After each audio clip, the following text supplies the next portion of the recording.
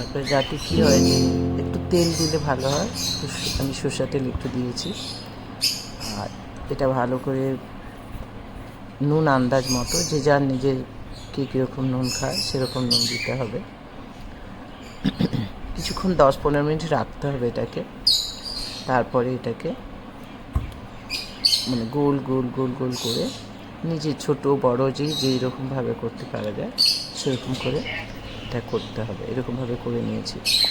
আর যেহেতু বাড়িতে সকলে তেল খুব কম খায় ছেলেরা, বিশেষ করে ছেলেদের জন্য করা, তো সেই জন্য হালকা তেলে ননস্টিকে আমি এটাকে শুধু ফ্রাই করবো না, হালকা করে ভাজবো, মানে একদম ডুবো তেলে ভাজবো না, ননস্টিকে হালকা করে এটাকে ফ্রাই করে নেব।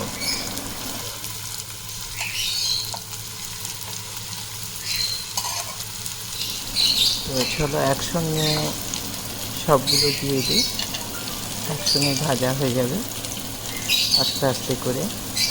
গ্যাসটা খুব আস্তে রেখেছি, বেশি জোরে করিনি, যেহেতু পুড়ে যাবে। বেশি জোরে করলে কী হবে, পুড়ে যাবে, কাঁচা থাকবে। সেই জন্য একটু স্লোভাবে ভাজতে হবে, হালকা হালকা করে। গ্যাসটা যাতে লাল হয়, ফ্যানটা একটু হালকা করে নেড়ে দিয়ে রান্না ভালো হয়ে গেছে। কাবাবগুলো তৈরি হয়ে যাবে। আর এইবার আমি একটু একটা একটা করে সেগুলি দাঁড়া, এটা ভিজে নি, এটা খাবি না তো? হালকা হালকা করে ফ্রাই করে নেব আমি।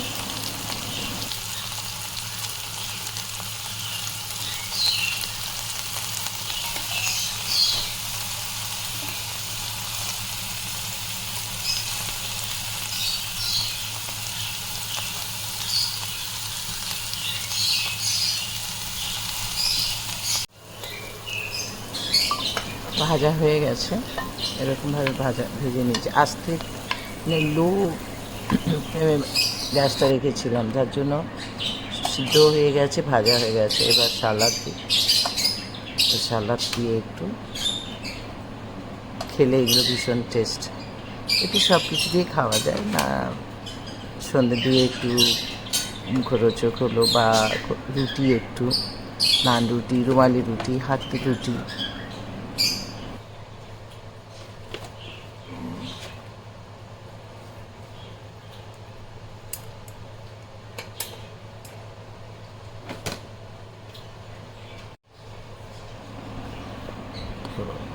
রেডি খাওয়ার জন্য, একদম রেডি হয়ে গেছে।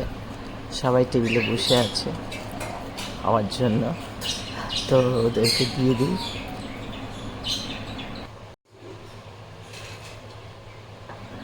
তো বেশি সময় লাগলো না, চটপট করে করে নিলাম।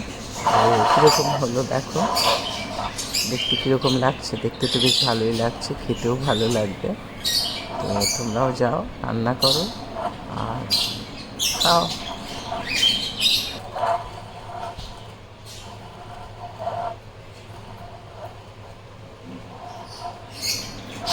আর কীরকম হলো আর দেখতে কীরকম লাগছে আমাকে কমেন্ট করে জানাবে।